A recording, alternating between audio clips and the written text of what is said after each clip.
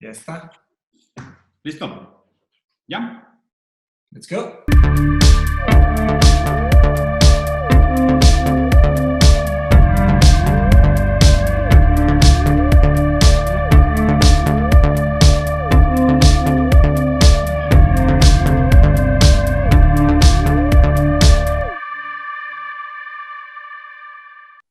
Hola, bienvenidos a otro episodio de Rosarín Bros. Hoy tenemos un invitado que es amigo desde hace bastante tiempo. Creo que ya llevamos casi más de un año de conocernos, ¿no, Roberto? Un año y medio más o menos, sí. Y de estas amistades que son fruto de la nueva modernidad líquida de las relaciones sociales. Roberto tiene una cuenta muy chingona que se llama Acción Filosófica en Instagram, en YouTube, en Twitter y obviamente en Facebook también. Por ahí nos hicimos amigos porque pues empezamos a platicar. Obviamente tenemos muchos intereses en común. Nos hicimos pues, amigos de verdad. Nos dimos cuenta que tenemos muchos intereses chidos. Roberto también es gamer, le gusta mucho la música, tiene un gusto muy cabrón para el rap, trap y demás. Y pues obviamente ya teníamos pendiente también invitarlo al podcast porque pues, es una persona con la que definitivamente vamos a tener una muy buena conversación. Roberto, bienvenido. Muchísimas gracias Bienvenido. a todos. Pero como bien saben, a Diego sí lo conozco desde enero del año anterior. De hecho, creo que fue más o menos para abril, si no me equivoco, que estabas en Colombia para EXMA. Ah, sí. Recuerdo que incluso hicimos una videollamada antes de que saliste de la conferencia, estuvimos conversando. Entonces sí, hace ratillo que nos conozco. A Mateo sí lo conocía de nombre desde hace bastante, pero como que solo ha sido recientemente que hemos tenido contacto. Y Sí, muchas- que no estaba activo en medios sociales, ahorita empecé y ahí te mandé el mensaje y empezamos a platicar. Bueno, y he de admitir que he disfrutado muchísimo las clases. Bueno, Mateus me ha invitado a su... Tiene un taller, un curso de filosofía bastante Sí. interesante. Gracias. Entiendo que te graduaste, ¿verdad? De Inglaterra, de filosofía. Sí, Entonces, hice maestría de filosofía en Inglaterra, exactamente. sí, Sí. entonces, pues he disfrutado mucho el curso también. Muchísimas gracias. Gracias. Qué bueno. Oye, pues digo, yo creo que para empezar, Roberto, antes de arrancar algún tema, porque pues, hay varios temas que podemos platicar que están chingones, güey. Danos un intro de, o sea, cómo empezaste el tema de acción filosófica, algo así rápido, nada más para la gente que no te ha ubicado todavía. Claro. Pues corría el año 2016, si no me equivoco, finales del 2016. Tú eres de Costa Rica, ¿verdad? De Costa Rica, sí, yo vivo en San José, Costa Rica. Era noviembre del 2016 y recuerdo que estaba afuera de la oficina de uno de mis profesores. No voy a decir el nombre porque el chiste que voy a contar puede comprometerlo, pero, pero estaba fuera de la oficina de él porque en ese momento estaba llevando un curso estaba llevando varios cursos, pero particularmente estaba teniendo problemas con Aristóteles, con el primer motor, como que me costaba un poco entender esta idea de que no es que el primer motor nos empuja en el sentido en que él pushes, sino que pulls. O sea, en algún sentido nos atrae hacia él. Entonces, como que esta idea yo no entendía de qué forma, ¿verdad?, podía llegar a esto. Y estaba fuera de la oficina del profesor, esperando como el tiempo en el cual uno pueda hacer preguntas y demás, como la hora de atención le llaman acá.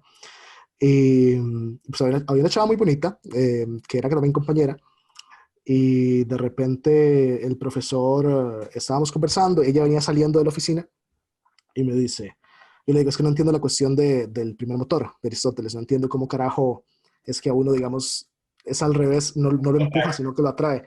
Y me dice, ¿usted alguna vez ha encontrado una persona atractiva? Bueno, Verbigracia, la muchacha que acaba de salir, ¿le parece atractiva? Y yo, bueno, de repente está bonita. Y me dice, ese es el primer motor de Aristóteles. Pero sí, de la manera más absurda del mundo. Y yo dije, madre, o sea, yo dije, ¿qué carajo? O sea, entonces, bueno, eso fue como el boom, digamos, de que yo dije, madre, la educación, digamos, académica superior, por lo menos acá, me parece que es bastante deficiente, o sea, me parece que es bastante deficiente. La carrera de filosofía, no voy a decir que todos los profesores que yo tuve fueron malos, pero sí, de hecho, me parece que la mayoría de estudiantes, digamos, que tenían cierto potencial, que eran brillantes, digamos, que tuve compañeros que contados con una mano, todos han dejado la carrera poco a poco porque se ha ido convirtiendo en un espacio intolerante, agresivo, difícil, tóxico también, tóxico en el ¿El sentido más... departamento? ¿El departamento de Sí, el filosofía? departamento de filosofía en específico. El Wow. departamento de filosofía en específico. Se ha llenado también como de una onda muy extraña de este tipo de gente que cree que filosofía es esto como de pensar raro y como que ser medio hippie, ¿verdad? Y ese tipo de cosas. Entonces de repente se volvió un ambiente bastante hostil, no solo de profesores a estudiantes, sino de estudiantes entre estudiantes, profesores entre profesores. Y pues eso, o sea, acción filosófica de un pronto a otro en ese momento yo tuve un realization que dije, bueno, de repente yo deba ir buscando, o sea, todavía hay profesores a los cuales les puedo sacar provecho, pero de repente debería ir buscando la alternativa porque la carrera académica de repente no me fascina, no es algo a lo cual quisiera apostarle, me parece que además es una Sí, apuesta muy larga, muy, muy larga. sí. No sé, por ejemplo, cómo será en la experiencia de Mateus, me parece, digamos, honestamente admirable que haya sacado una maestría en Europa, pero acá sí es bastante difícil, por ejemplo, para entrar a una universidad y tener plaza como profesor Sí, asociado se llama, sí. es un proceso muy complicado de muchísimos años, o sea, tenés que mínimo tener un doctorado, y para sacar un doctorado estamos hablando de que, y un doctorado en una universidad prestigiosa, ¿verdad? Claro. Sacarse una beca para ir a Europa es sumamente complicado, No, está bien además difícil. vivir allá es carísimo, luego volver acá, digamos que eso se me van a ir a los 35 años más o menos, con suerte, y volver acá para ser profesor interino. Los profesores interinos tienen un salario como de $700 al mes, $700 estadounidenses. No tienen beneficios, no tienen garantías sociales, no tienen seguro social, no les pagan vacaciones. O sea, en el periodo en el cual no hay clases tienen que ver cómo hacen para sobrevivir. Si puedes estudiar coach de vida en 6 meses en internet, imprimir tu diploma y cobrar $200 por hora. Exactamente. O Bueno, sea, eres pobre porque quieres, bro. me gustó muchísimo el meme que Una- subiste hoy del videojuego de Among Us que decía el coach de vida es el impostor. Buenísimo. El coach era un impostor. Sí. No, la neta está bien complicado ese tema, la verdad. O sea, yo decidí hacer la maestría porque decidí juntar lo que yo ya había estudiado con algo Sí. nuevo. Es ¿Qué decir, habías estudiado? ingeniería industrial y de sistemas. Ujú. Y al estudiar ingeniería industrial, yo en mis tiempos libres leía filosofía y dije, no, pues quiero hacer algo completamente nuevo, ¿no? Ujú. Y pues sí tengo, y aparte de ingeniería industrial, pues, pues Diego y yo tuvimos la fortuna de vivir en varios países, entonces pues tenemos varios idiomas. Aparte hemos estudiado mucho, o sea, no es nada más que nacimos con los idiomas, ¿verdad? O sea, los estudiamos bastante, ahí los tenemos. Entonces, pues fui estudiando diferentes formas de hacer, pues conceptos, ideas y así. Y dije, oye, pues, ¿cómo puedo juntar la filosofía con los conceptos que tengo de ingeniería, con lo que veo que le falta al mundo? Y por ahí me inspiré en un pensador que él no es filósofo, pero él hizo su doctorado en la historia de las ideas, Alain de Botton, Ujú. inglés, que su mamá es francesa, su papá es inglés, algo así. Y él hizo una institución, una escuela que se llama School of Life, que se trata de educación, pero no es una universidad institucional como tal. Entonces, Interesante. al no ser institucional, pues te da más libertad. Entonces yo digo, yo me regresé de la maestría y entré a trabajar con Diego, pues empezamos Ujú. en Casa Nomo y súper bien, una experiencia muy rica, muy Ujú. entretenida, muy enriquecedora. Pero después que ahora que ya que empecé Mindshop, pues tomé la decisión de no meterme a la academia, precisamente por esas cosas que mencionas. Lamentablemente, la academia y la filosofía en general en Latinoamérica Sí. no es tan tomada en serio, no se le entiende bien el valor. Ahí yo no sé exactamente por qué, no sé de quién es culpa Ujú. de los alumnos o de las empresas o de los políticos o de los mismos filósofos, no sé exactamente, de los departamentos, no sé. Lo que sí sé es que no se entiende bien. En Estados Unidos, por ejemplo, en Inglaterra, en Francia, Alemania, en otros lugares, sí hay tradiciones filosóficas muy Claro, interesantes y acaban traduciéndose en grandes repercusiones, ¿no? claro. De este lado no es igual. Entonces, y claro, empezamos el podcast Ujú. pues con el índole de promover el pensamiento crítico. Ujú. Y la verdad es que sí tuve un momento en donde dije, oye, igual y me debería de meter en una universidad. Aquí está el Ujú. TEC de Monterrey, pero algo me detuvo, ¿sabes? Ujú. Porque yo creo que la institucionalización, la burocracia, como que se hace muy pesado. Y de hecho estaba hablando con el maestro de historia, Diego, con este Raúl, y él da clases en el TEC. Y me dice que está cansado también de hablar y de siempre estar teniendo que hacer mil cosas menos enseñar. Tiene Ujú. que hacer, haz de cuenta que no, pues tienes que certificarte con no sé qué. Y él pregunta, oye, ¿esto me va a mejorar a dar clases o me va a empeorar? Dice, no, pues no va a hacer diferencia, pero todos los maestros tienen que hacerlo. Pero hay que cumplir. Entonces, entonces hay que cumplir. Se va engordando y se engorda mucho el tema. Entonces, híjole, yo tengo, o sea, sí aprecio el lado académico en muchos aspectos, pero en muchos aspectos está muy deficiente, le falta mucho, Roberto, ¿sabes? una pregunta Ujú, justo en este tema y en ese sentido. ujú. ¿Permitirías que tu hija se casara con un robot de inteligencia artificial? Muy apropiado. Eh, Muy apropiada la pregunta. Sí, Eh, muy, Me parece bueno, que estamos más lejos de ser tolerantes de relaciones transespecie o ujú, estamos más lejos de tolerarnos en nuestras individualidades y diferencias culturales.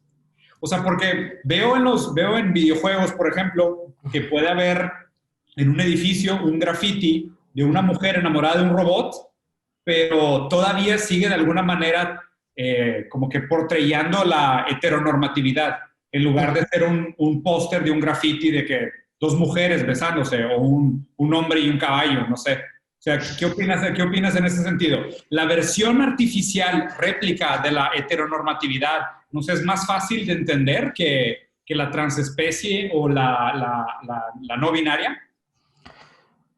Es una pregunta interesante. Yo particularmente soy algo escéptico del punto en el que de que en algún punto, mejor aún, se desarrolle un hard artificial intelligence, o sea, como que porque ahorita sí tenemos smartphones, pero no son sí, intelligent, digamos, de acuerdo. en el sentido real, digamos, de la acepción. Ahora, bueno, ¿qué es inteligencia? Evidentemente eso es una discusión sumamente enrevesada, no creo que haya un criterio único para abordar el tema, no creo ni siquiera incluso con el IQ, me parece que es algo que es sumamente débil, digamos, de defender. Sí, Pero evidentemente sí hay ciertos procesos de los cuales todavía o no hay computing power enough, todavía no hay poder computacional suficiente para poder alcanzar ese nivel de reasoning. Evidentemente, hoy día ya las máquinas son muy superiores a nosotros en algunas cosas. Por ejemplo, la memoria que tienen los computadores es es perfecta. Es decir, o sea, usted puede guardar ahí libros, videos y va a reproducirlos de forma fiel y perfecta siempre, una y mil veces.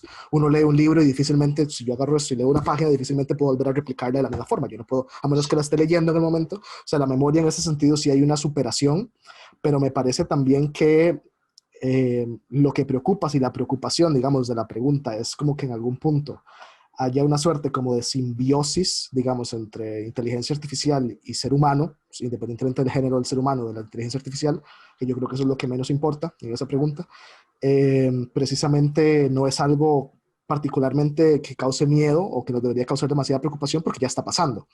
Es decir, todos nosotros sí. en algún sentido ya estamos viviendo una relación simbiótica con inteligencia artificial, con máquinas. Todos tenemos un celular. Estoy seguro que todos ustedes tienen un celular en su escritorio. Y Sí. si yo les puedo preguntar cuál es la capital de Mongolia, aunque ustedes no lo sepan, ustedes tienen esa respuesta en su mano, al alcance de su mano. O sea, la única diferencia es como la velocidad de output de esa información. O sea, usted tiene que agarrar el teléfono, desbloquearlo, su velocidad de internet, type, digamos, the information, type the question, pero usted tiene la información a la mano. Sí. Entonces, Más bien lo lento es nuestra capacidad de input, no el output. exactamente. El output es muy rápido. Ajá, Nuestra ajá, no, sí, el interacción input, en perdón. input es muy mala. Sí. Exactamente. De Entonces, hecho, eso es lo que en algún momento puede haber una superación de eso. No. sí. De hecho, me gustaría escuchar la opinión de Mauri y Mateo sobre el tema. Y de hecho, justo por eso especifiqué el tema de, o sea, en este caso, ¿no? Lo que está portrayado en el juego es una mujer enamorada de un robot. Y sobre todo, como que, y obviamente entendiendo que el género probablemente es el tema menos interesante en este sentido.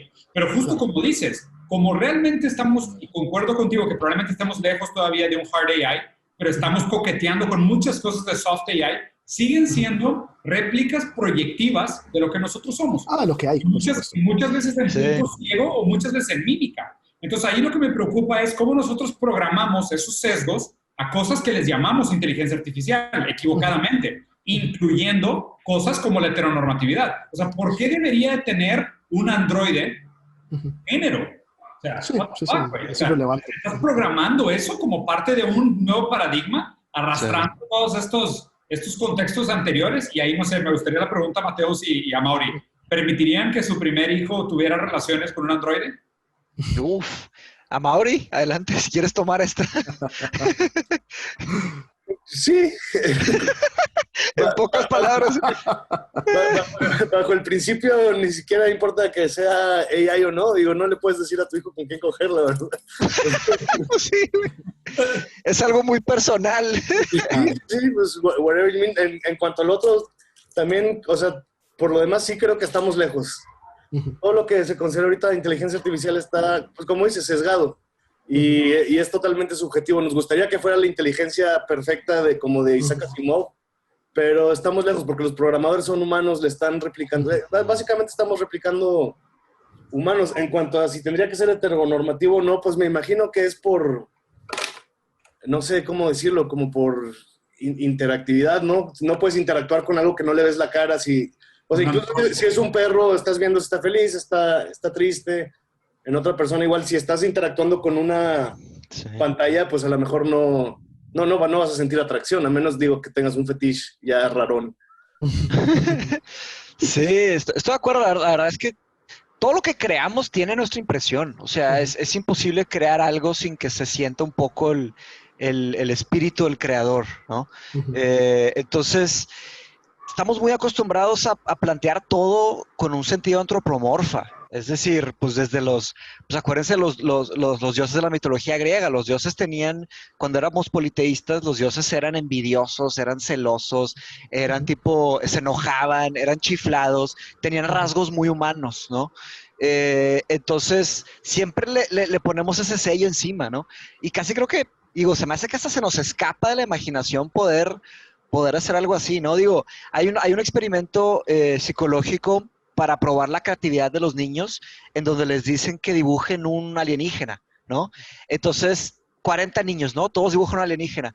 Se supone que el índice de creatividad tiene que ver con el alienígena más lejano al antropomorfismo. Ese va a ser el niño que tiene más creatividad. Wow. Haz de cuenta, el que se le ocurre algo sumamente antihumano, algo completamente nuevo, por así. Ajá. Está interesante eso. Ahora, nomás responder la pregunta ya para continuar, pues yo creo que sí. La verdad también, o sea, falta demasiado para ese tema. Yo tengo una opinión hasta mucho más marcada sobre esto, sobre el tema de inteligencia artificial. Si queremos hacer...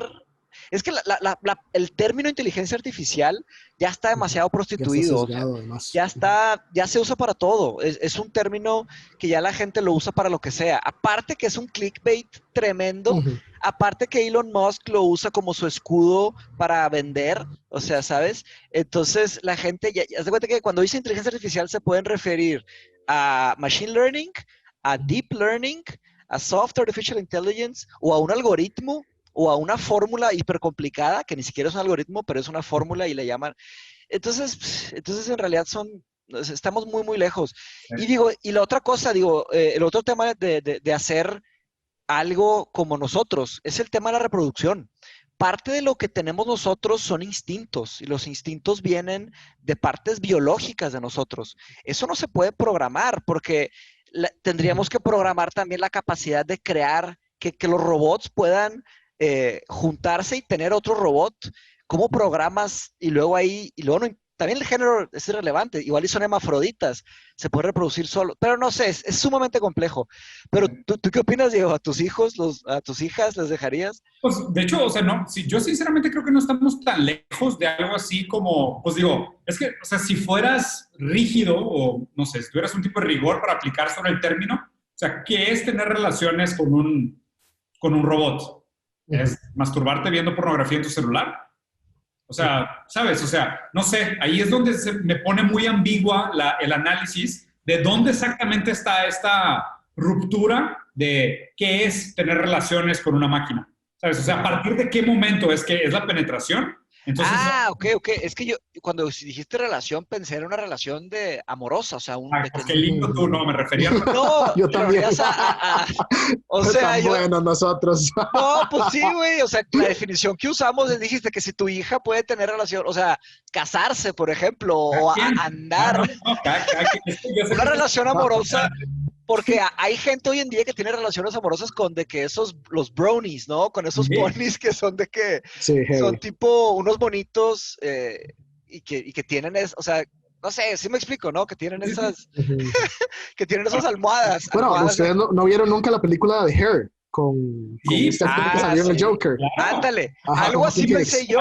Se enamora de su celular. Exactamente. Entonces, o sea, yo creo eso pensé yo, sí. El análisis está interesante en ese sentido. O sea, ¿en qué momento vamos a hacer este parteaguas de se está enamorando de algo no humano. O sea, está recibiendo suficiente feedback emocional, afectivo, físico, lo que tú quieras, dependiendo del tipo de relación que estés buscando. Estás recibiendo suficiente feedback como para considerar que esto es una relación, es un vínculo. O sea, ahí es donde se me hace muy raro. Y aquí les planteo un Choose Your Own Adventure por el podcast de Rusarín Bros, ¿no? Podemos seguir dos conejos en el rabbit hole, la pastilla azul y la roja, si quieren. Podemos hablar de este tema de la literatura y el imaginario imposible. De hecho, justo acabo de leer un artículo sobre cómo en el infierno de Dante hay un analista que dice que el infierno está muy bien descrito y es una obra sumamente engaging y sumamente appealing porque es un retrato de la vida real. O sea, porque el infierno está describiendo cosas que pasan en el día a día. Y dicen, nuestra vida es un infierno. Por eso el infierno de Dante está tan bien descrito. Pero por el mismo caso, está tan débil el libro del paraíso.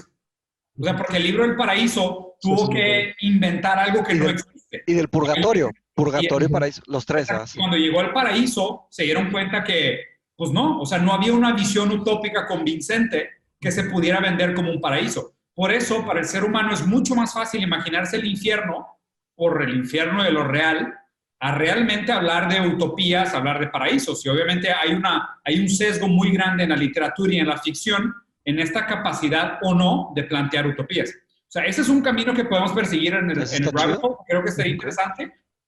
Y el otro, creo que sinceramente hay algo interesante que podemos platicar en sentido de la inteligencia artificial y el futuro de las relaciones. O sea, cómo cambian las relaciones a distancia, cómo cambian nuestros vínculos afectivos, cómo percibimos el amor, el rol que juega el sexo y el placer. O sea, que creo que en este momento de cuarentena se movió muchísimo, güey. O sea, es algo realmente transformacional, güey. Entonces, los dejo a su criterio.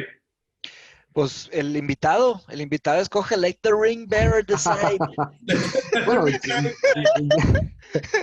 creo que...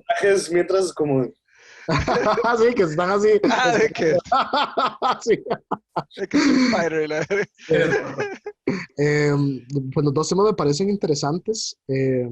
Yo creo que no habría necesidad de escoger uno y el otro. Podemos hablar un poco sobre los dos. Incluso pueden haber puntos en los cuales, digamos, se toquen, digamos, si un tema y el otro. Entonces, podemos ir adelante. A mí me gustaría, por ejemplo, retomando lo que decía Mateus de la antropomorfización, digamos, de todas nuestras creaciones, no solo, número uno, ¿no? Sí. Claro, no solo mitológicas, sino también tecnológicas también. Sí. Me parece que sería poco productivo y además bastante...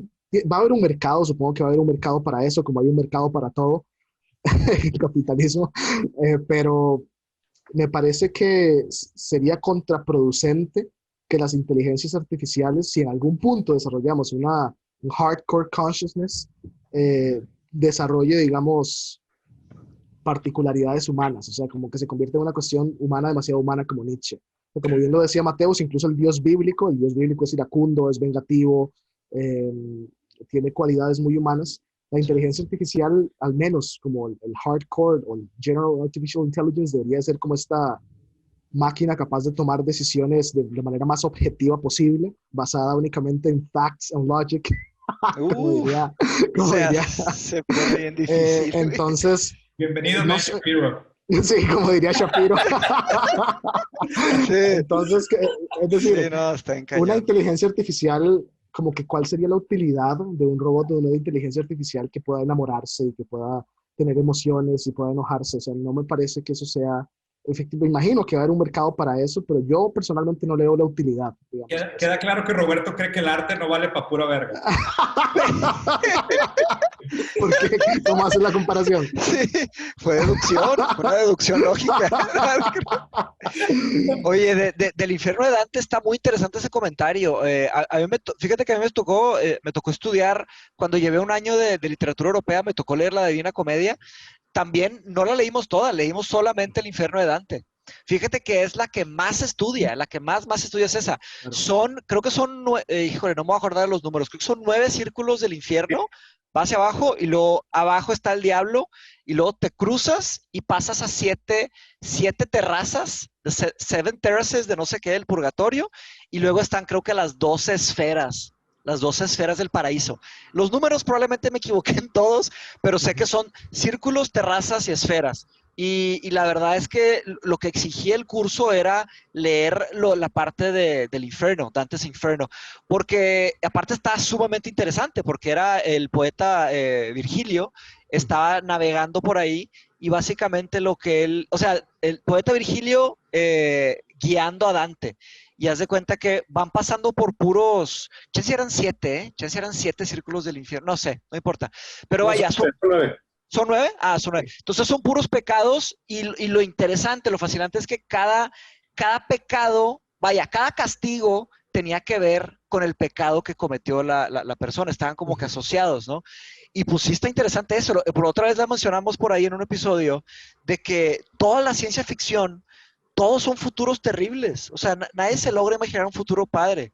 Y hay una versión de futuros interesantes que es la de Solar Punk. No sé si conocen ese concepto.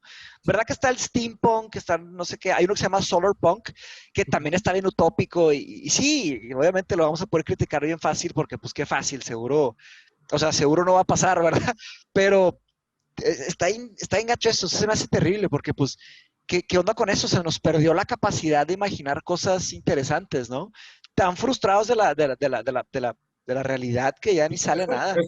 Creo que él va a salir antes del capítulo que grabamos con Darin McNabb, pero Sí. a mí, sinceramente, yo nunca he sido muy fan de Star Trek, pero Star Trek es de estas pocas versiones utópicas. Eso estaba pensando precisamente. Sí, o sea, Star Trek es anarcosindicalismo, como lo que decía Noam Chomsky. Anarcocomunismo. Sindicalismo. Bueno, Darin nos dijo que él lo consideraba sindicalismo.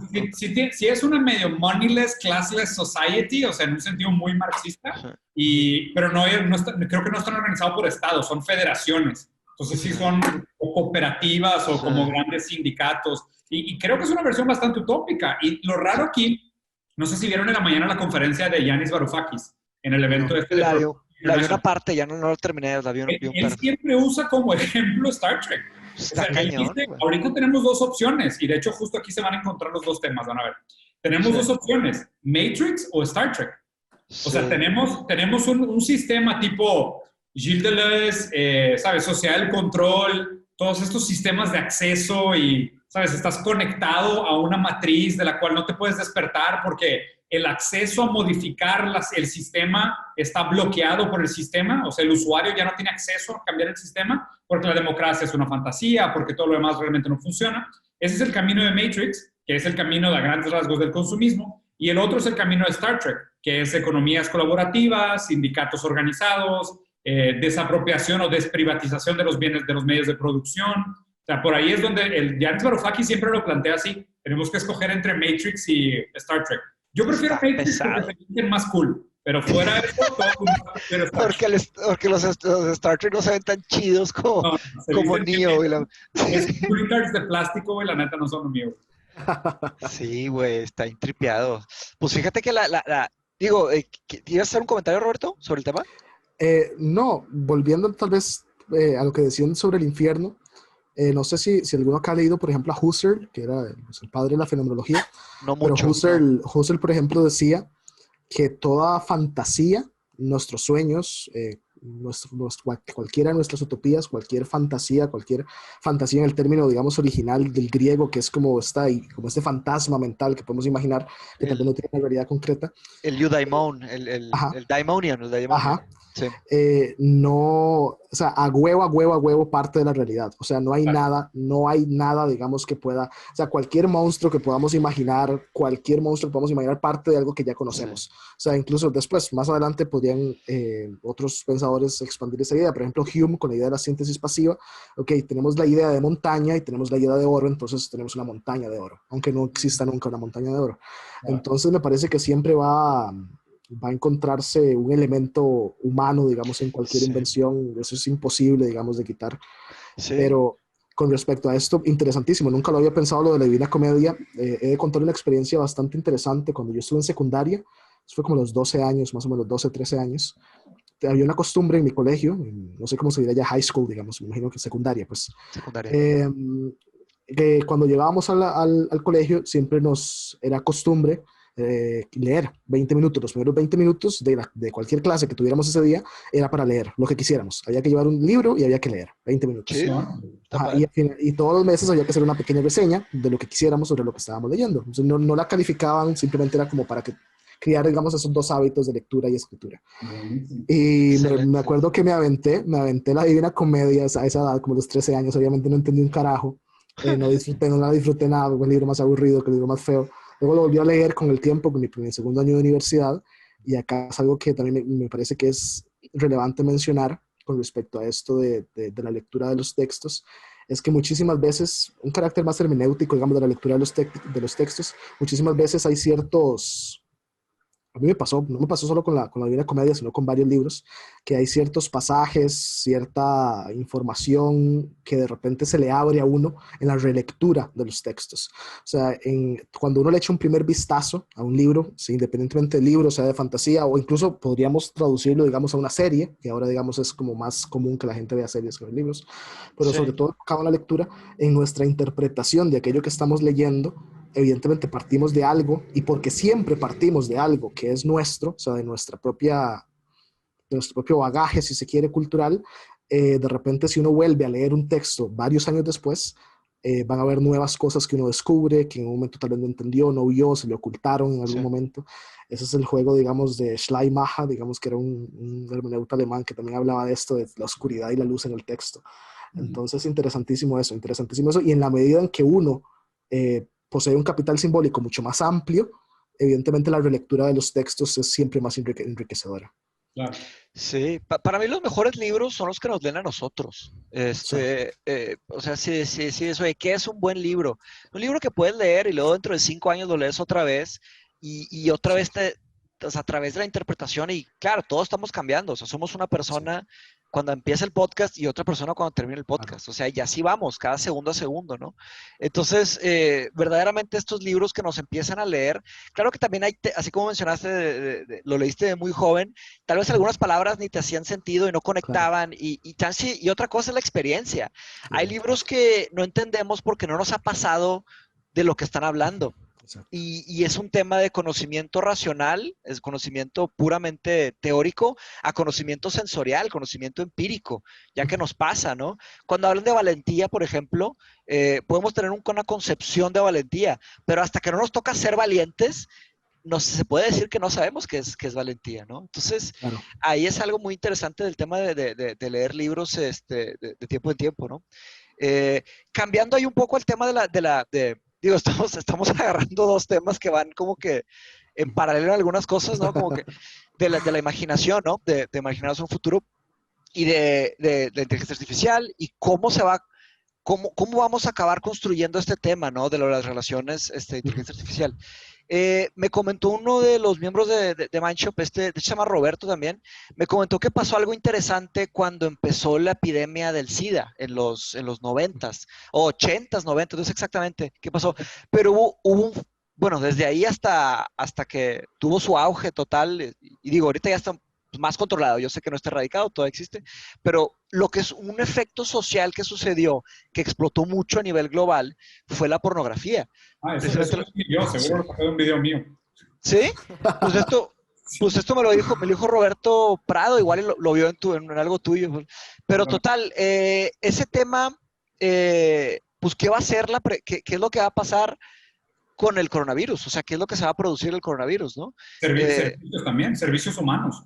Yo creo que la próxima etapa de la economía, después de la pandemia, va a ser una economía muy humana. Humana no en el sentido de humanitaria, o sea, va a ser servicios humanos. O sea, creo que, por ejemplo, el coaching es un ejemplo de rentar amigos.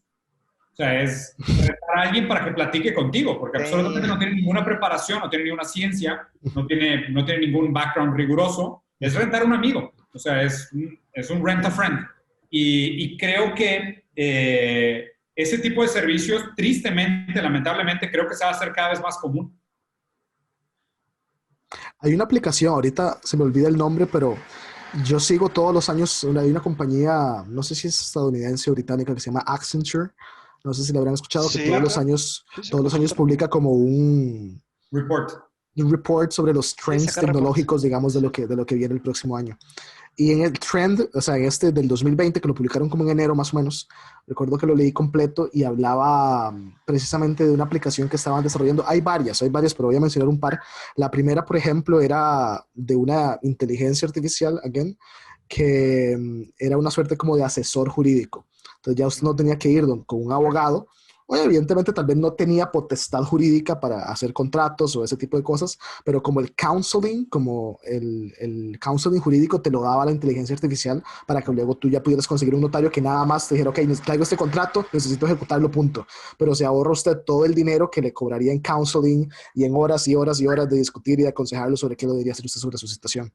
Hay otra aplicación que esa sí se me olvida el nombre, eh, creo que se llamaba Lisa, en honor, digamos, a esta sistema, ¿verdad?, arcaico que fue de las primeras inteligencias artificiales, como en los años 80, que uno podía como que hablar con ella. Obviamente era muy básico, pero como en honor a eso. Y eso de hecho, yo la descargué en mi celular con unos amigos y estuvimos ahí molestando un rato, ¿sí?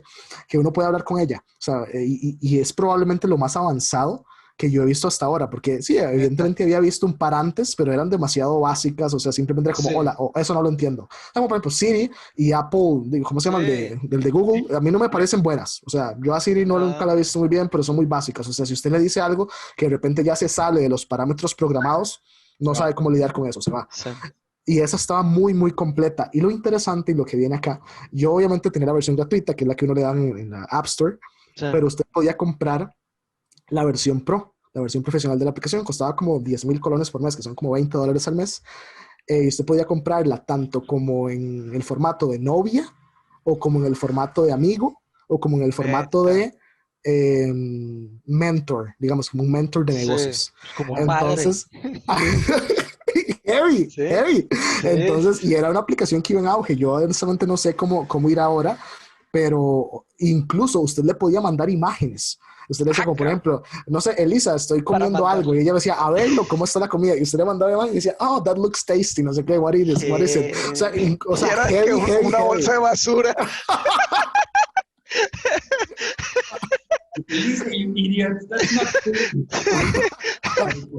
Oye, pues es que, digo, hay una epidemia de soledad. Eso no se puede negar, güey. Sí, hay una epidemia de soledad en el mundo. De hecho, pues, lo hemos platicado 300 veces. Ya tenemos que leer ese libro, el de Bowling Alone, el de Jugando Boliche Solo. Es un libro, un estudio que fue en los Estados Unidos de cómo el boliche, digo, es un ejemplo, ¿no? Claro. El sociólogo usa muchos ejemplos, uno de ellos es jugar boliche, cómo la industria del boliche quebró en Estados Unidos, porque no es negocio si vas a jugar boliche solo, porque te tomas 2 cervezas. Si vas a jugar boliche con 5 o 6 amigos, te compras unas alitas, muchas cervezas y ya es negocio. Entonces los boliches fueron quebrando y quebrando. Claro, también pues hay otros factores, pero eso, o sea, el estudio se enfocó en eso y en 1000 otras cosas. Otra cosa que preguntaba era en cuántas personas confías. O sea, el americano, pues, no me gusta usar solamente Estados Unidos, pero seguro todos podemos identificar algo así en nuestros países, ¿no? Claro. O analizar nuestras propias vidas, en cuántas personas confiabas antes y en cuántas personas confías hoy. Y lamentablemente el número está cada vez bajando más. Yeah. Y ahora lo voy a asociar un poco con cómo rompían, por ejemplo, en Inglaterra no, perdón, me la dañé, en Argentina, cuando habían ciertas, hombre, me la bañé, fue en Chile, me la bañé, estoy confundido. En Chile, cuando había un concepto de comunismo, no sé si era comunismo, era un tema de era un totalitarismo, ¿sabes qué era Pinochet? Que era un fascista, ¿no? Era una dictadura. Entonces, era estrictamente prohibido que se juntaran más de 3 personas. Si habían conversaciones de 3, está bien. Si son 4, entraba un policía, sepárense, quítense, ¿sabes? Y eso, yo soy un poco escéptico no sé si es exactamente un accidente, que hay una epidemia de soledad y que estamos completamente divididos y que el mundo está completamente acumulando el poder en manos de unos pocos. Se me hace demasiado conveniente, ¿no? O sea, porque, digo, tenemos este tipo de comunicación, pero en realidad, ¿qué tanto? O sea, es algo diferente, ¿no? Es algo diferente, porque en el mundo, digo, juntarnos a platicar 4 personas fuera sin cámaras, es otro tipo de experiencia, ¿no? Es otro tipo de... Y cada vez hay menos de esa experiencia y más de esta experiencia, que también es muy enriquecedora intelectualmente. Podemos hablar de ideas hablar argumentos sofisticados igual que otro, pero estamos de acuerdo que es diferente 4 personas sentadas en un cuarto discutiendo una idea, ¿no? Es una experiencia fenomenológicamente diferente. Entonces, Justo lo que grabamos hoy en la mañana, Mauri y yo, estoy grabando un curso de autodefensa contra las redes sociales, como de martial arts against the algorithm. Está quedando bien chido, güey. Está quedando bien sweet. Mateo me está ayudando, de hecho, con todas las referencias bibliográficas para tener lectura adicional de los temas y demás. Pero es como, voy a hacer un curso de artes marciales contra el algoritmo. Y me puse a investigar, llevo 2 semanas investigando sobre cuáles son los sesgos cognitivos que usan las redes sociales para programar los algoritmos. O sea, porque los algoritmos están basados en algo. Entonces, ni siquiera es tanto de que, los sesgos cognitivos describen exactamente cómo funciona la mente humana. Pues a lo mejor no necesariamente. A lo mejor la explicación psicoanalítica es mucho más elegante, mucho más elaborada y más asertiva que hablar simplemente de sesgos cognitivos. Pero, invariablemente, los sesgos cognitivos fueron la base que usaron los programadores para hacer los algoritmos de redes sociales. Entonces, sea o no una representación fiel de cómo funciona tu mente, están funcionando para hacerte usar más redes sociales. Entonces, sea o no la descripción correcta, están funcionando, ¿no? Entonces, estoy diseñando un curso arriba de eso. Y justo ahorita lo que comentaba Mateus, que uno de los peores sesgos es que, bueno, más bien, uno de los peores resultados de los algoritmos y lo que hacen con la gente, como abusando de sus sesgos cognitivos, es que evita el debate. O sea, lo que pasa es que te da información que solo alimenta tu sesgo de confirmación. O sea, solo te enseña cosas que ya te dan tu punto de vista como ya lo tenías. Todo el tiempo solamente estás viendo más videos y recibiendo más sugerencias de cosas que el algoritmo sabe que consumes, y obviamente tu postura se vuelve cada vez más totalitaria, cada vez más absoluta. Y al mismo momento lo que hace es que construye un argumento hombre de hierro, pero solo de un lado. Te das cuenta que el algoritmo se adelanta a todo lo que cualquier persona te pudiera criticar de tu idea y te da todos los argumentos para contrarrestarlo. Y si tú sigues consumiendo lo que el algoritmo te da, te construyes una muralla intelectual, güey, de la cual eres incuestionable. Y obviamente, pues no debería ser así en ningún tema, porque si lo vemos desde el lado de la dialéctica, que es lo que mueve el espíritu de los tiempos, pues si no hay debate, si no hay discusión, pues no hay progreso tampoco. Sí. A mí me parece que esto es particularmente peligroso. O sea, es particularmente peligroso en una cuestión política. No solamente se reduce a eso. Sí. Evidentemente, tener casi que ¿cómo se dice? Butler, ¿mayordomo?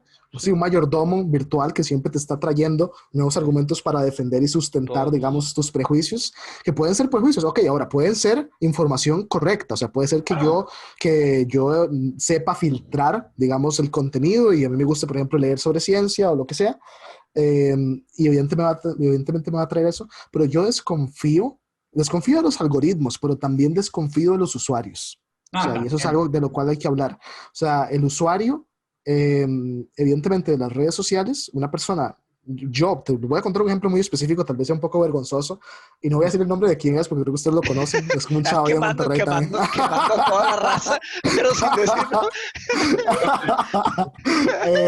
Oiga, el otro día me di cuenta que hay un chavo en México que hace como que un reporte todas las semanas de cuáles son los negocios que están trendy en México, por ejemplo. Entonces yo dije, bueno, de repente puedo revisar eso y ver qué puedo hacer acá en Costa Rica, porque tengo interés de tratar de montar algo acá, ¿verdad? Entonces, oiga, di un clic en el sitio web del vato, un clic, di, o sea, y fue como que me mató la curiosidad, hijo de puta, voy a meterme a ver qué dice este vato esta semana. Y como que había que registrarse con el correo y todo, poner toda la información, y era que me regalaba un mes, y yo dije, no, chao, yo no voy a poner mi correo acá. Qué flojera.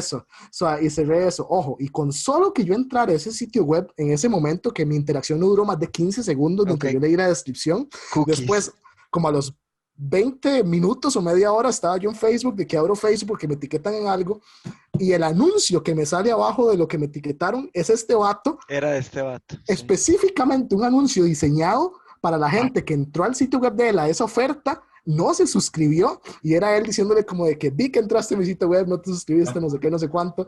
Oiga, pues una cosa tan específica así que yo dije, madre, o sea, Pero Roberto, aquí lo que... las redes sociales. Lo que Ajá. blows my mind o sea, lo que me derrite el cerebro de estas historias, es que lo que tienes que pensar es que todo, o sea, todo lo que te aparece en redes sociales Todo. tiene la misma cantidad de ingeniería por detrás. Sí. O sea, esa porque tuviste la Algo capacidad simple, sí. de percibirlo. Ujú. Todo lo que te aparece en tu Todo. feed de redes sociales tiene por lo menos la misma cantidad de ingeniería por detrás. Sí.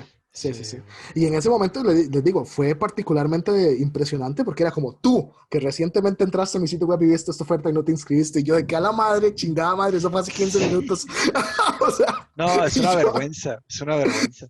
Sí, no, o sea, la cantidad de cookies, es que cuando se dice cookies, que son los programitas que se de quedan en la rastreo, compu, claro. de rastreo, exacto, que hay cookies en el celular, cookies en la computadora. El tema es que pensamos que solo hay un tipo de cookies. Hay 300 diferentes tipos, sabores y colores de cookies.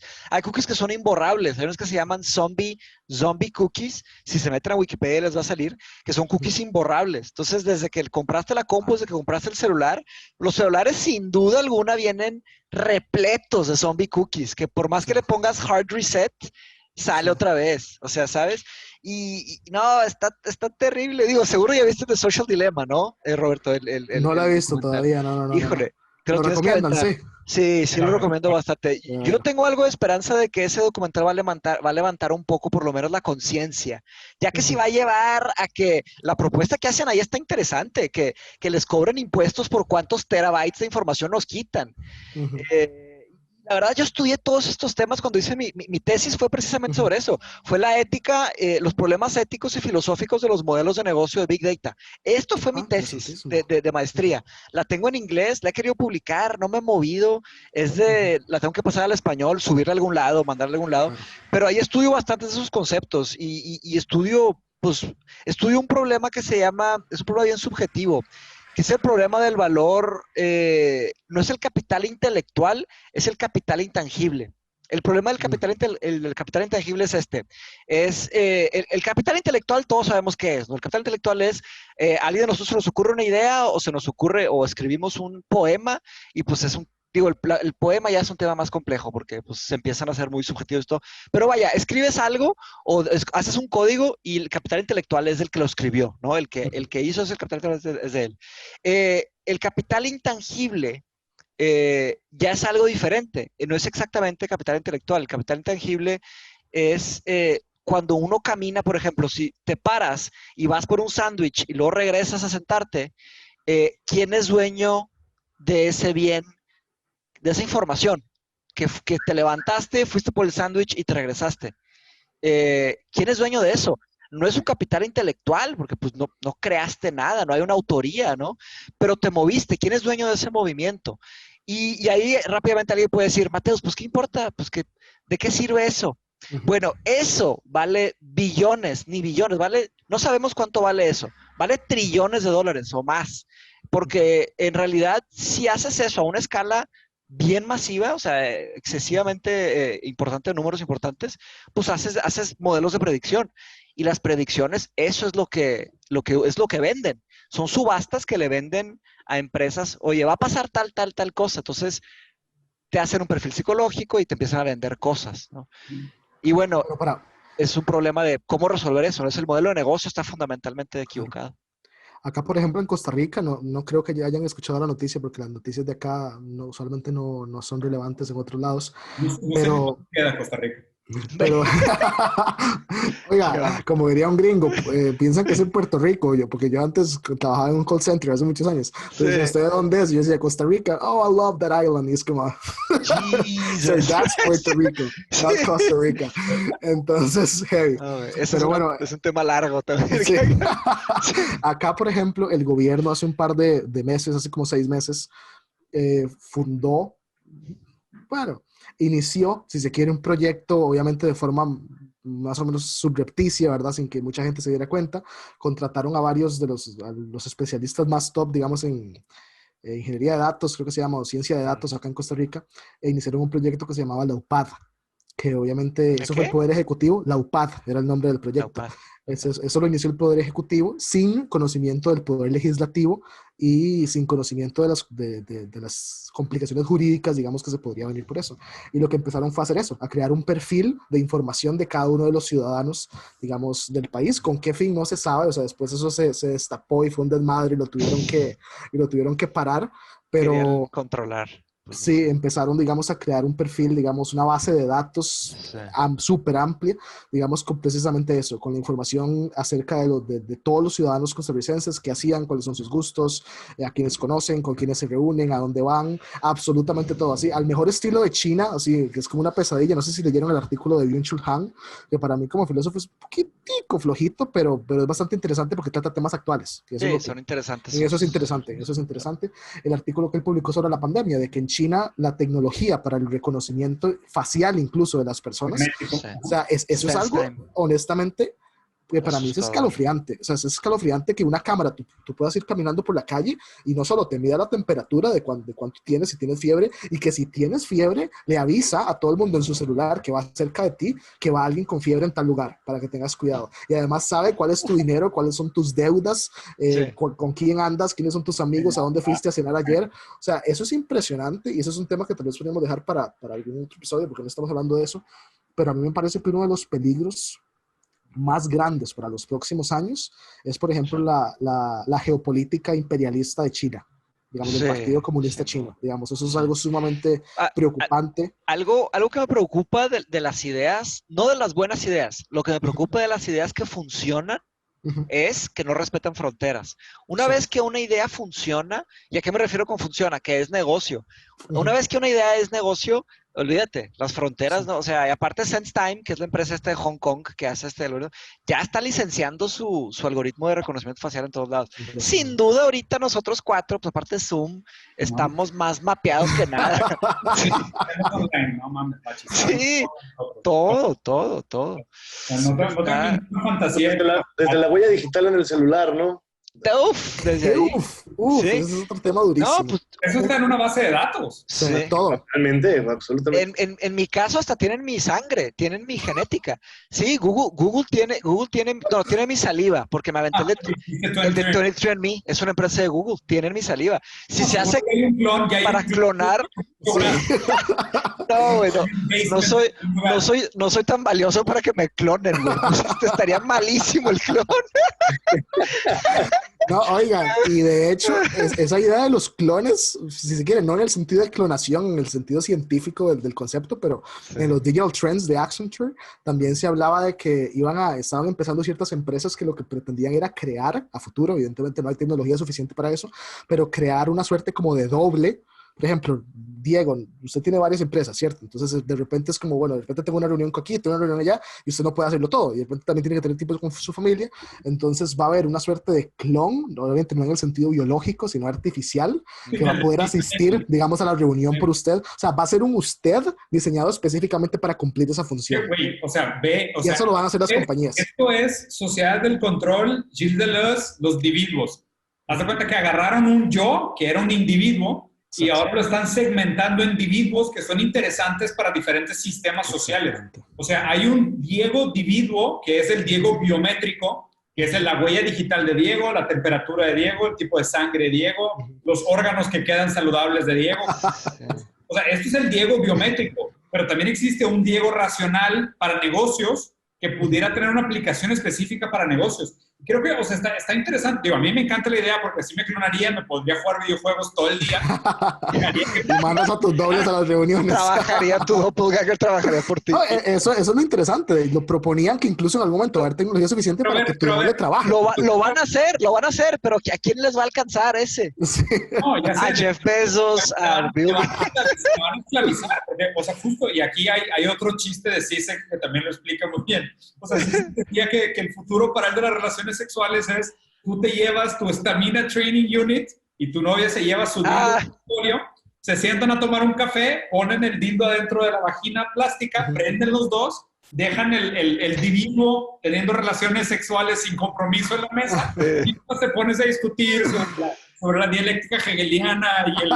Güey, mi sueño sería ir a un stand-up de Zizek, güey. No sé cuándo es su próximo tour.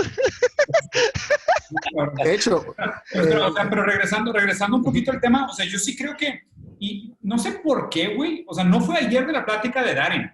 Ya tenía rato que estaba viendo videos, o sea, empecé a aventarme el curso del antiedipo de Gilles Deleuze. Y la neta es que, o sea, es un Everest. La neta sí está muy, muy complicado. O sea, no lo había leído, sí está muy, muy complicado. Batari también, güey, mis respetos. Que sí, cómo escriben, güey. Pero ayer que platicamos con Darin también sacó el tema.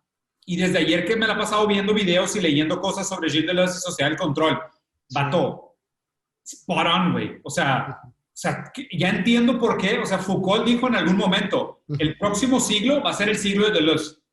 O sea, todo lo que atinó Foucault de la sociedad de la disciplinaria, o sea, todo lo que acertó del panópticon, de cómo las diferentes instituciones gubernamentales eran para formar individuos disciplinados y poner ciertos estigmas de lo que está bien y lo que está mal, todo eso, haz de cuenta que Deleuze lo agarró y hizo la transformación perfecta a cómo funciona la sociedad hoy, que ya no te da disciplina, solo te da accesos. O sea, inclusive en ese ejemplo que puso Byung-Chul Han, que decían de que si una cámara reconoce en tu cara que tiene la temperatura por arriba del promedio, que potencialmente tienes el virus, tú llegas a registrarte a un edificio y el edificio no te deja entrar, güey.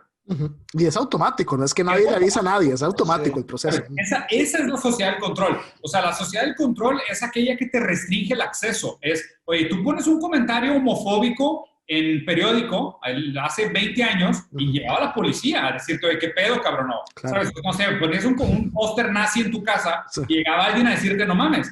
Ahorita si pones un comentario sumamente violento en alguna red social, a lo mucho te banean. Pero ya no hay una intención de corregir tu patrón de comportamiento. Claro. Simplemente te restringen acceso a diferentes ámbitos de lo social, pero como individuo, porque a lo mejor otra parte de ti, otro individuo tuyo, sí puede tener acceso, güey. ¿Me explico? Sí. Está bien raro, güey. Sí, está bien cañón, güey. Bueno, el panóptico no es de Jeremy Bentham. Y luego Foucault desarrolló otros temas y luego ya Societies of Discipline y luego Societies of Control ya fue de Gilles Deleuze. Sí, güey. Y está demasiado terrible, güey. Y sí, estoy de acuerdo. De hecho, está interesante que el libro que está escribiendo ahorita, Darin, sí, tiene que ver con todo este tema. O sea, no exactamente, pero es la obra más difícil de Gilles Deleuze. Él está haciendo un libro como para poder leer este tema. El antiedipo, el de capitalismo. No sé si fue ese libro o fue otro. Es del control, porque él está hablando de teoría crítica. Sí, eso es otra cosa. ¿Tú leíste antiedipo, Roberto? A mí la filosofía francesa nunca me ha gustado muchísimo, ¿no? A mí me gusta más la filosofía alemana. Los teóricos, dirían mis profesores. Por ese lado, por ejemplo, la filosofía más social, más política, nunca me ha interesado muchísimo, pero sí. Pato, ya tengo que sacar mi tesis, la voy a sacar libre, la voy a sacar ya gratis. Es de Gilles Deleuze, o sea, de hecho mi propuesta de tesis fue este concepto de Gilles Deleuze, aplicarlo a Big Data, y fue hace 4 años. Lo tengo que traducir y sacarla. A mí está bien, es un tema muy relevante. Sí, va a estar en Goya, o sea, va a estar en Boca de Pueblo durante mucho tiempo. Sí, creo que, o sea, hay un llamado interesante ahí, y ahora que estuve leyendo también a Deleuze bastante, hay una frase que dice que no hay mucha ganancia en tratar de analizar los sistemas como buenos o malos, opresores o esclavizantes, o lo que tú quieras, porque todos ellos lo son hasta cierto punto. Y todos ellos, inclusive, lo que tienen de opresores y esclavizantes, muchas veces está en antagonismo interno. ¿Sabes? Porque el fin del sistema no es esclavizarte. O sea, es más como una consecuencia de cómo se usa. Porque, por ejemplo, si tú te vas a ver los algoritmos de Facebook, no es que quieran adoctrinarte o radicalizarte o esclavizarte, no. Quieren que estés mucho tiempo enfrente de la pantalla para venderte anuncios. O sea, no fueron programados con una intención maquiavélica de dominación. Acabaron ejerciendo, o más bien, acabaron transformando en grandes medios para el adoctrinamiento y radicalización. Y lo que sí dice Gilles Deleuze es de que lo que tenemos que hacer nosotros como sociedad es buscar armas para defendernos. Sí. Es lo que se puede hacer. La verdad es que le veo mucho sentido. El problema también es de que, digo, el lado pesimista de mí es el que piensa de que, oye, pues sí, pero ¿cuánto tiempo nos queda, güey? Y es que al final del día, perdón, que al final del día, evidentemente, si hay una persona, incluso es una idea que yo había pensado, que yo creo que va en la línea de lo que estás diciendo, por ejemplo, con la cuestión de la pandemia. Acá se trató de todo, por ejemplo, de las restricciones vehiculares, no sé si eso en México lo implementaron, restricciones vehiculares, negocios cerrados, o sea, acá ya llevan 4, 5 meses, 6 meses cerrados, por ejemplo, los bares, los restaurantes hasta ahora poquito lo abrieron. Es decir, cualquier cantidad de medidas y cada vez hay más casos, o sea, han restringido el funcionamiento, digamos, económico a niveles absurdos y cada vez hay más casos, lo cual evidencia, me parece a mí que es evidencia suficiente para creer, o por lo menos para sugerir la hipótesis de que al final del día el que toma la decisión es el individuo. O sea, el que toma la decisión de cuidarse o de comprometer la salud propia y la de las demás personas es el individuo. Por más que el Estado quiera llevar a cabo campañas, y lo ligo a la idea con esto. O sea, si usted dice, ahí, o si tú dices, que pues, estamos hablando en mexicano, si tú dices, por ejemplo, que en la forma, digamos, que tenemos para podernos defender es buscar armas en contra de esto, ¿quién nos va a dar las armas? O sea, ¿nos las va a dar las armas el Estado? No. Difícilmente. ¿Nos va a dar las armas el mismo Facebook, las corporaciones, las megacorporaciones? No nos la van a dar. ¿Nos va a dar las armas el sistema educativo? Que ya sea el privado o el público están controlados y responden a intereses, digamos, ya sea corporativos o estatales. Nosotros mismos, recae en nosotros. Sí, recae en nosotros la responsabilidad. Forjar nuestras armas, forjar nuestros escudos, es la única forma. Sí. Es la triste realidad. Yo creo que estamos muy, muy pasados. En realidad, se salió de control hace mucho. Lo que mencionabas, Diego, es que ese es uno de los problemas conectando con el tema que estábamos hablando antes, del hard AI, es la intencionalidad. Hay un concepto de la filosofía de la psicología y de la filosofía de la mente que se llama la intencionalidad, y es algo que tenemos los seres humanos. O sea, tenemos intencionalidad para hacer las cosas. Introducido por Husserl. Sí, es de Husserl, no sabía. Sí. Ese, pues, mi maestro seguro leyó mucho porque llevamos bastante material de ese tema. Y eso es una cosa que las máquinas no tienen. En inglés él me decía de que computers don't give a fuck. Exactamente. No tienen cómo importarse por nada. O sea, exactamente. Ese es el Big Data. Yo me aventé un cursito que los recomiendo mucho si les interesa el tema. Avéntense un curso de 5 semanas de gratis en línea de cómo funciona el Machine Learning.